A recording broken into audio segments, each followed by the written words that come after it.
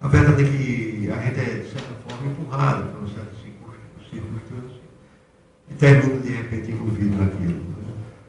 No meu caso, lá na cidade do Crato, eu tive assim, uma felicidade grande, porque era uma cidade que tinha 6 cinemas. Tá?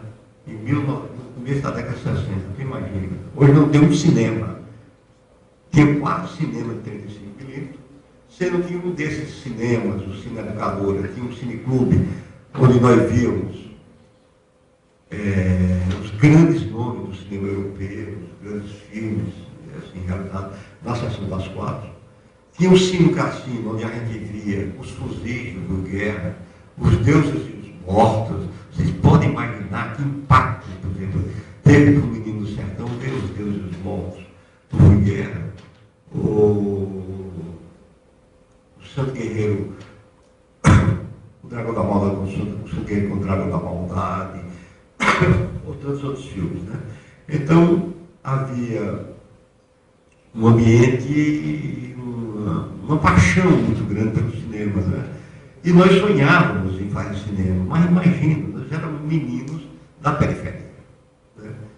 Mas sempre tem aquela coisa, um dia a gente é amigo de uma pessoa que mora no centro da cidade, e que o pai foi para os Estados Unidos, e que comprou uma câmera Super 8, e que um dia nos reunimos e pô, vamos fazer um filme, vamos, tá?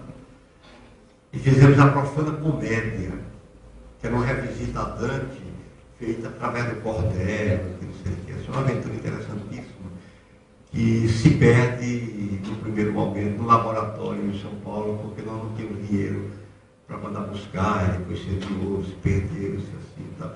Então assim começa. Tá? Pouco tempo depois, nós estávamos já trabalhando no Padre Cícero, uma superprodução, cheguei lá em Juazeiro, do Helder Martins. Né?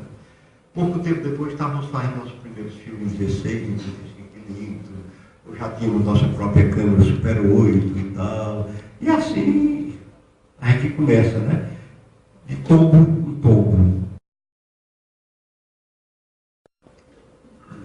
De 90 se lutou muito pela criação de leis de incentivo, ou seja, de pequenos apoios, de pequenos aportes à criação local. Com isso, eu diria que houve uma coisa significativa. O desmantelamento da Embrafilme trouxe outros modelos, né? E o adaptar-se a esses outros modelos levou também as regiões a terem que criar, vamos dizer, alternativas para a sua própria produção. Eu acho que a década de 90 marca um avanço significativo na cinematografia realizada no Ceará ou por cearenses, no sentido que se produziu muito no Ceará também, com realizadores que chegavam de fora e aqui que realizavam filmes e tal, com recursos locais, gerando grandes embates ideológicos, estéticos, e que eu hoje considero de fundamental importância esses embates. Tá? Porque isso, de certa forma, sacudiu a poeira provinciana e fez com que os cineastas saíssem e procurassem outras fontes e tal. De tal forma que, em 1993, para tu ter uma ideia, eu já realizo a saga do Guerreiro Alumioso em coprodução com Portugal. Né? Assim, pô, legal, bingo para a moçada que estava, né? Naquela luta, e consegue no exterior, e consegue arranjar 150 mil dólares. Ora, mas isso não é nada. Sim, não é nada. Para a gente era uma fortuna. Isso fazia diferença para a gente, né? E eu acho que, nesse momento, o dinheiro do Ceará, que chama para fazer cinema do Ceará, vem não só do próprio Estado, mas de muitas outras fontes. Né? O Nito Venâncio começa a produzir na época também com o apoio de uma produtora, a Verbo Filme, ligada aos alemães. Ou seja, começou a se diversificar um pouco e se começou a procurar outros caminhos. Acho legal isso. Eu sou muito otimista com essa geração que tem surgido aqui no Ceará. Acho que tem uma moçada legal, inquieta, e nada me incomoda nessa moçada. nem mesmo quando tem atitudes fechadas e preconceituosas, que não fala com você porque você é um velho realizador de folclore, ou coisas parecidas, não importa. Entende? Isso é importante, sim. Eu acho legal esse fogo, essa renovação, essa possibilidade. Tá? Da parte da gente, a gente só faz o que pode. Nada mais, nada menos. Tá? Eu acho que a única coisa importante disso tudo é você ser honesto consigo mesmo. Tá? O tempo que eu vivi foi esse. O que eu pude fazer foi isso. E isso é verdadeiro. Né? Nesse sentido, eu lembro aqui um poema de Brecht, né, que diz o seguinte, o Bertolt Brecht. Ele diz, eu sou como aquele que sempre levava consigo um tijolo para mostrar ao mundo como é a sua morada. Entendeu? Então, o nosso cinema é o nosso tijolo, é a nossa carta ao mundo. Nós queremos mostrar ao mundo como é a nossa morada. Então, que cada um mostre da forma que pode, cada um mostre com a sua estética, com o seu olhar, cada um mostre da forma mais generosa, mesmo porque no cinema acontece um fenômeno importante. Nós temos que ser generosos, né? Porque é um contato profundo com a alma. Eu acredito assim.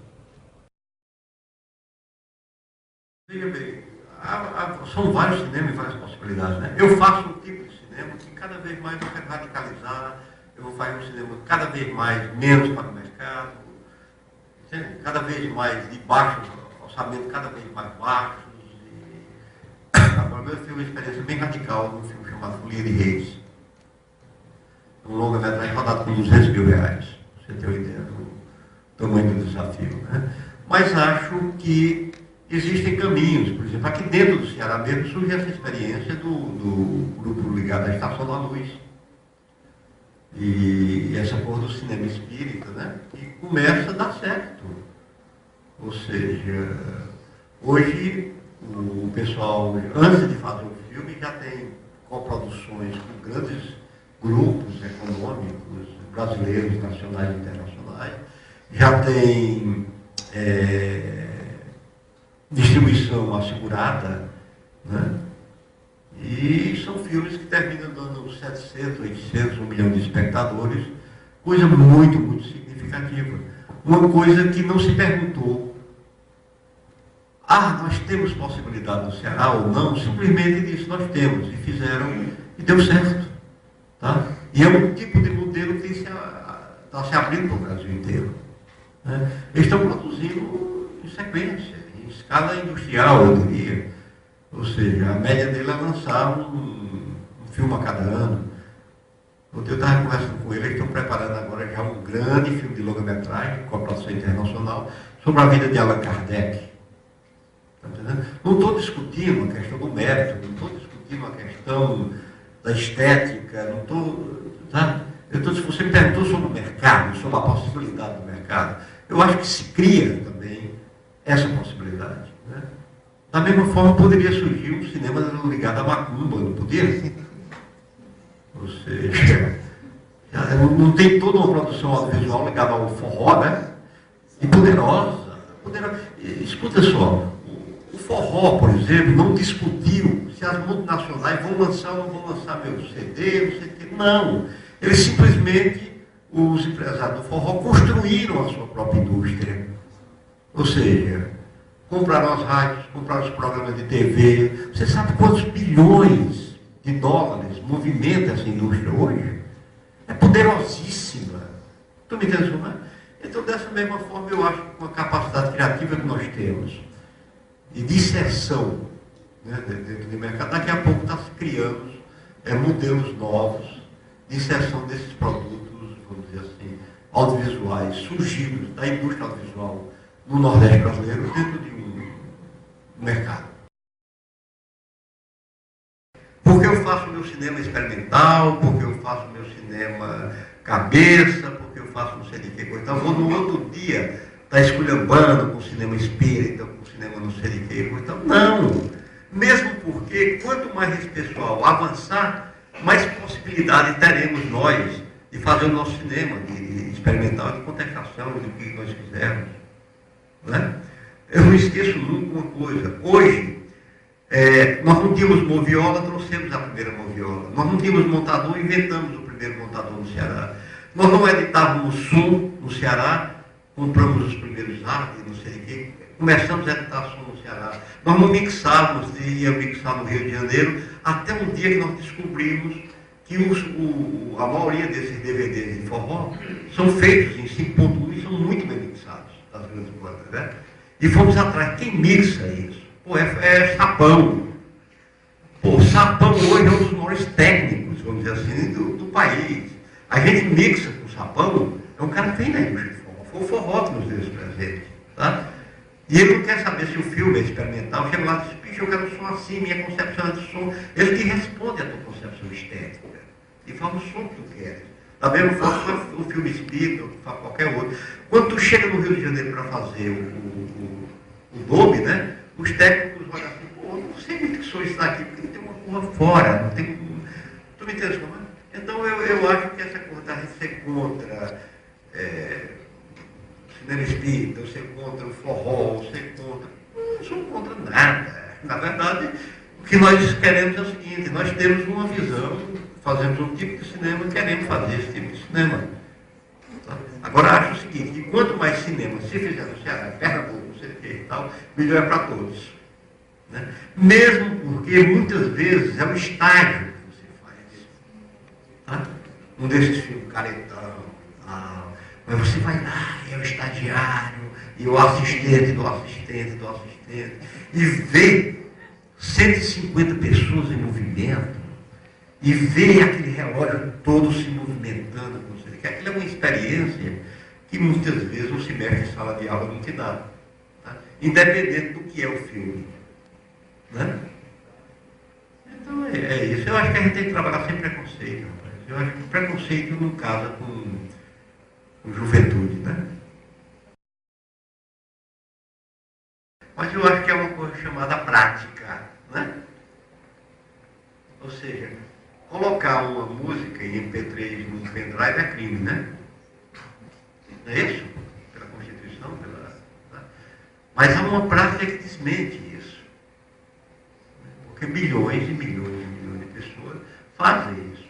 E não fazem de forma criminosa. Então, eu acho que a internet, os acessos, essa coisa da banda larga, ela vai facilitar cada vez mais e essa circulação de conteúdos e de uma forma mais restrita mesmo. Quem é que vai querer controlar o teu conteúdo na internet? As grandes corporações, na verdade. Os cursos de cinema existentes aqui em Fortaleza, em outras capitais do Nordeste, são coisas muito, muito, muito positivas. Tá? Porque isso permite a vocês entrar em contato com conhecimentos acumulados durante os últimos 100 anos, vamos dizer assim, das estéticas, das técnicas, dos pensamentos e dos fazeres, vamos dizer assim, desse cinema, mas não de uma forma solitária, isolada, tá? Mas conduzidas por pessoas capacitadas a te provocar, vamos dizer, questionamentos e pensamentos, e sobretudo dentro de um clima de coletividade. Né? Porque o que eu acho que a coisa mais importante dos cursos e da universidade é essa grande possibilidade do encontro, né? E da possibilidade do fazer. Né? Eu acho que o cinema cearense não existe. Vocês querem saber assim. O cinema cearense está sendo construído e vocês, vamos dizer assim, passam a ter um papel fundamental e importante nesse cinema. Por favor, nos diga que cara temos nós. Qual é a nossa alma? Entende? E como é que nós nos situamos no mundo?